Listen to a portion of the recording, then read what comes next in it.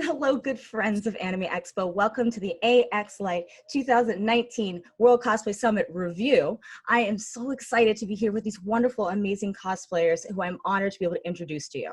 Now, we have JHart Designs and Garnet Runestone Cosplay, and they are going together as GarnetHart Costumiers. Now, what a beautiful word, as I figured that out myself. Beautiful French.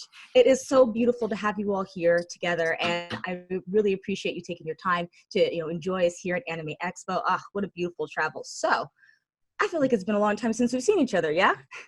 Quite a while, I'd say, yeah. It's been a year. Yeah. Yeah, no, because I think the last time we had a chance to chat was like Cosplay Senpai, and that was years ago for me, at least. Yeah. Well, and Josh and I, like, the last 2 years at AX, we just, like, lived in Masquerade Land, so we see no one. Oh, yeah. How's Masquerade Land going for you, Josh? Oh, Masquerade Land is lovely. It's full of beautiful costumes. And, honestly, that's what Garnet and I love to do. We love to meet other people, and we love to see other people's creativity, and that's what's really so special about cosplay. Yeah, and of course with the AX Senpai program, you had the opportunity to use as a platform to help create change. Like, how did the Cosplay Senpai program give you the platform or the ability to be able to change into your communities? For me, it was largely being able to represent as a plus-size cosplayer. I had several people come up to me the very first year I was there, and I still was feeling like, oh, I don't deserve to be here. I'm nobody. This is nothing. And I had people that came up to me that were like, we feel like it's really exciting to see someone who looks like us getting to do something like this. And that's when I realized that it's like, I'm doing this because I enjoy it, but to other people, it shows them that they can also do it. So that for me has been the biggest game changer for the last several years. That's absolutely, that's amazing. I say, like, when I was with Chocolate Cover Cosplay, I mean, still work with them all the time, founding sister. But the point is that I understand that idea of, like, when you have that representation and seeing it in front of you, it is so important, and it just gives you that freedom. After panels, people are like, thank you, I didn't know I could do this. And so I completely respect and appreciate, what you're doing there, and love it, Garnet. And Josh, how about you? So to piggyback off of what Garnet was saying, I think that being at Anime Expo, it is such a large convention, and you really do have the ability to meet and see and discuss and talk shop with so many different cosplayers, people who are interested in costuming, people who are just curious as to what you're wearing. And I find that being able to have that open rapport with other individuals, and I am a gay man, and I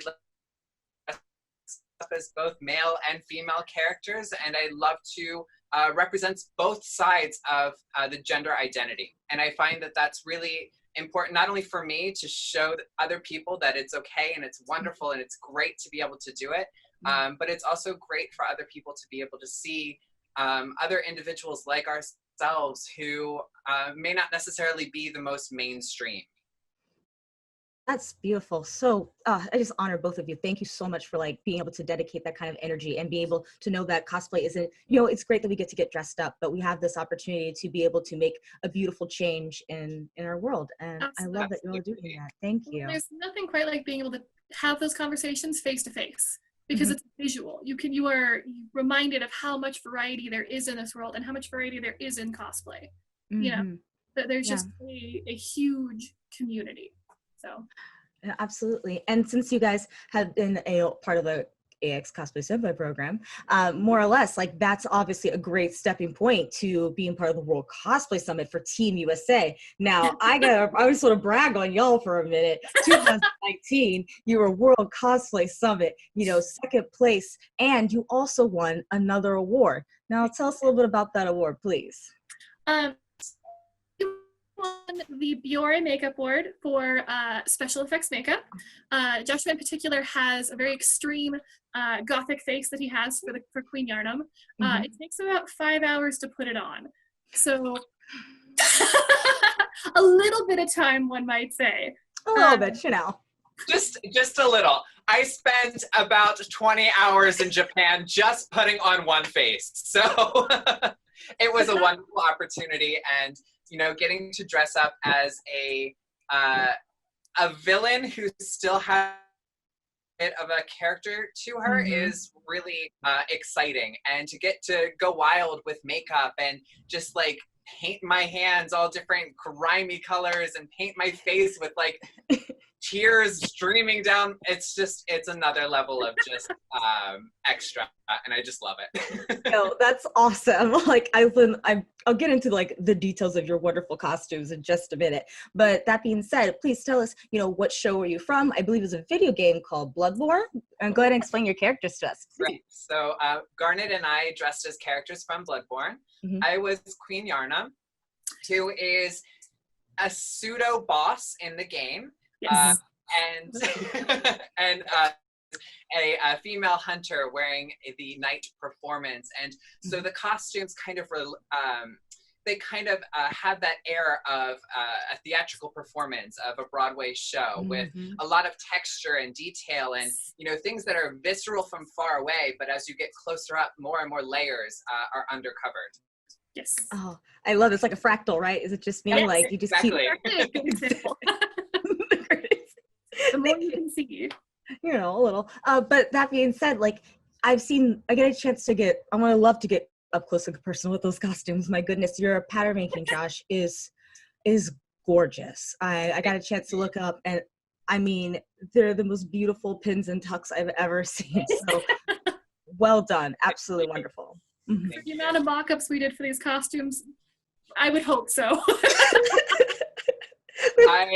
I made this dress about 3 times, and each time having different levels of complexity, so that we could test our performance, to test range of motion. I needed to be able to lift my arms, and we needed to make sure that a heavy dress looked as effortless to wear as possible.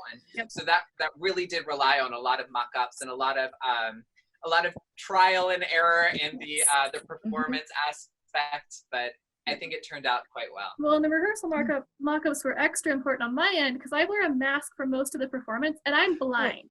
I can see about 3 inches of the ground, so the only way I can tell I'm not about to run into Joshua is because he has a massive train.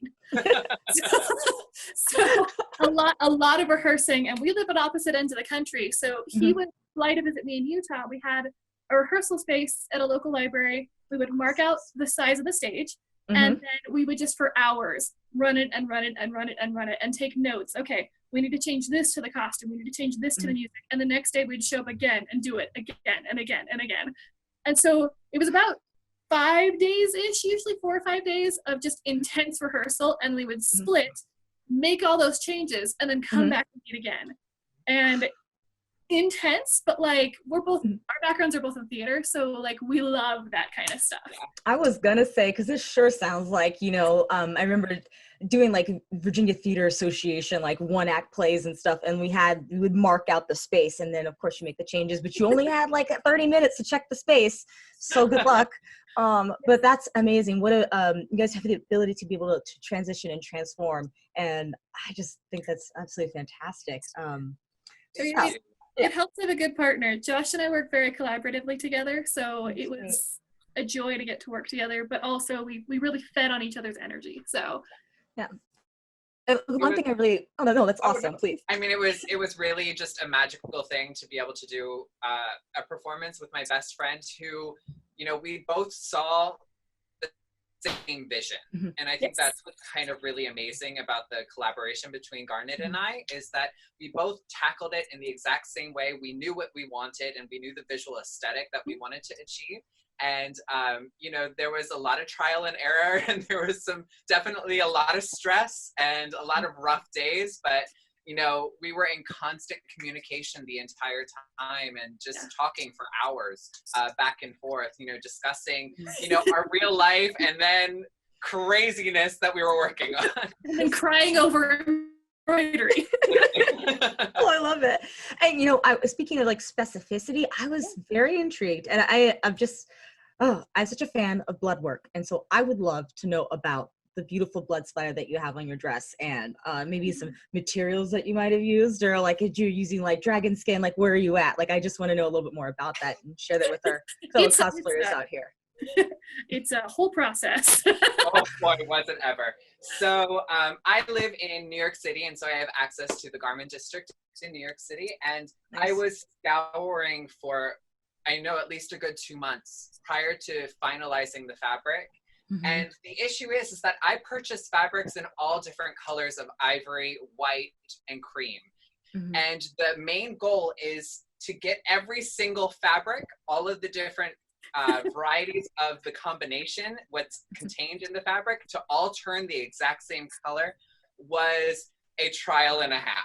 So that was the main part. But then after the dress was really completed, he flew it to me, and we dyed it in a pot that could fit a human body in it on my patio at my apartment at 3 o'clock in the morning. Literally, like, stirring it with like a stick, like 2 little witches over a cauldron. Again, not suspicious. Not at all. I had just moved into this apartment too. I'm sure my neighbors were like, "Who is this person?" Well, they know now, real quick. Like, oh, that's for real. Tone.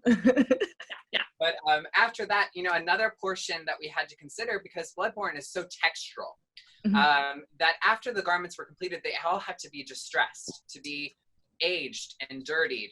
So that was another process of laying tarp down all over the place, and then lovingly going in layer by layer and painting in a gradient ombre with dirt and mud. And then that's actually the base of how this was created. The skirt was separate, the bodice was separate, and the waist was separate. They were all loosely basted together, and then take a little brush and you just start dripping red paint down the front of it, and you just hope and pray that you don't mess it up. There's no redo. But there's no redo, exactly. But after that was done, I was able to take those components apart and then begin the meticulous process of beading to fully encrust the entire blood, so that way when it was on stage, it almost had a shimmering wet effect to it. Right, yeah. So we have little tassels that are dangling off of it. We have large stones, we have small rhinestones, we have pearls, we have these. And so it helps to create this gradient ombre of a visceral blood-like concoction dripping down the front of the dress. That's amazing. When I was looking at it, I had some of those thoughts. I'm like, that's why I thought dragon skin, because it does wet when it dries. Exactly. Silicone's great, but then when you said that, that's such an inventive way. You know, speaking of, you're welcome. Please, I get it. Like, you know, and speaking of like, you know, ways of thinking about how did you transfer your costumes into Japan? Because, you know, we're getting to the best part, the World Cosplay Summit. Well, the good news is, because we already had to fly to rehearse with you, the costume already had to be able to collapse into a suitcase. So we didn't have to think about that. It was already like, no matter where it goes, it's going to have to be in a suitcase. So everything is collapsible. Like my weapon, actually, there's a little mechanism here. The whole thing comes apart. So it can be condensed into something a lot smaller. Yeah. Okay. So it's built to be as collapsible as possible. That being said, Yarnum still takes up like all of one of Josh's suitcases. Correct. That's fair. That makes a lot of sense. Like, and so when you guys were, you had to do more than just one presentation of costumes, or I'm sort of the the World Cosplay Summit was a little bit different in 2009 than 14 when you were judging and years before. Can you talk a little bit about the differences between the two? So this year, there are so many teams, they decided to do a Tokyo round. So it was essentially like a kind of like a preliminary round where they would have all of the countries do a catwalk. And so you presented the costumes, you had like 30 to 45 seconds-ish, and you walked and did a little bit of a character walk-on to kind of show off your costume and show off your character. And so we were really excited because we have there's a lot of effects built into the costume, so it was very easy to showcase a lot of the dynamic things we can do with these costumes. So that was a lot of fun, doing that kind of like catwalk effect. Definitely nerve-wracking because it's right immediately when you get there, everyone's still meeting each other, you know, they have a rehearsal and the next day it's on, you know. And it was a race to get there. But yeah, this is the first year they've done it. So it's really interesting to see that. So they had, was it 8 teams that they selected that were an automatic through to the final. And then when we all got to we did a craftsmanship round. And then once those scores were totaled, they had the semifinals in Nagoya for everyone else to see who else would proceed to the finals. So it was a very like roundabout sort of, but it was kind of a get hype going as the adventure happens. Yeah, so it's really interesting to see them implement that. The thing about the WCS is it changes every year. Like they're always trying to press forward and make it a little bit more interesting of a show, do a little bit more community outreach, a little bit different of like different official visits. Like it's a very fluid and changing event while still having the same spirit, if that makes sense. Yeah, no, that totally does. Like, and so when you were there, the Tokyo round also, did that affect the scores of the final championship competition? By the time everyone got to finals themselves, that score was not relevant. Once you get to the actual final stage, they had the Tokyo round, and then they had the semifinals in Nagoya for everyone else that had not moved forward. And then when everyone got to the finals, that slate was clear. Oh, awesome. Like, as you're saying, you were already pre-selected, you've already passed that round already. So that's what it's a whole different set of judges. So they do craftsmanship judging, which is in front of a panel of a representative from every country except your own. So no one's judging their own country. It rotates out. And then on the actual finals stage for the performance that everyone sees, that's judged by a completely separate group of panels that are selected by the WCS. A lot of them are various voice actors, performers, you know. But yeah, it's a separate panel. So those scores can be completely unrelated. That had to be amazing. Josh, what was your experience like there for World Cosplay Summit? How did you have, getting a chance to going back to Japan, your first time in Japan, and that traveling between Tokyo and Nagoya? Oh my gosh. Okay. So Japan was like a dream vacation spot for me forever. And similarly, the WCS, I've always held in such high esteem. I kind of followed it. I've tracked it over the years. And Garnet is actually very fortunate, and she and her other partner were able to go in a year prior. So they kind of had an understanding of what to expect. And I kind of went into it, I don't want to say blind, because I was pretty aware of all of the different events and how the thing runs, how WCS runs. Sure. But getting there is a completely different beast. It is right. Get out of the airport, they have a camera in front of you. They were ready to go. And then you go pretty much straight into the Tokyo round. So there was really not a lot of time of downtime to really reflect and get to see the beauty of Japan. But the nice part about having the Tokyo round is that we did have a bus service that transferred us from Tokyo to Nagoya. So we got to see the beautiful countryside of Japan in these little fishing hamlets along the coast, and you see the beautiful mountains, and it's amazing. Truly magical. Like I've never seen anything like that before. And then of course Nagoya, which is another relatively large city, we did get to spend a little bit more time there, so we got to kind of see the sights and did some tours around Nagoya, and that was wonderful because we got to be all in cosplay, and we were there as representatives for the WCS, and we got to some official visits. And so they broke us up into a couple of different groups, and those groups would go and they would have a certain tour track that they would hit. And so Garnet and I were very fortunate to get to be inside for some of the trip, because it was so hot. Weltering. And you're in costume, and I am not a heavy sweater, and I was just like, why am I this way? But honestly, it's something that I look back with such fond memories of getting to have that time with Garnet and our WCS team from AX, who was helping us along the way. And it was really just possibly the most fantastic trip I've ever been on. That is really, really wonderful to hear. I've had a chance to go to Japan in both Nagoya and Tokyo, and I know they're stunning. And you're so lucky you got to see that in between. Like, oh my goodness, those beautiful farm villages.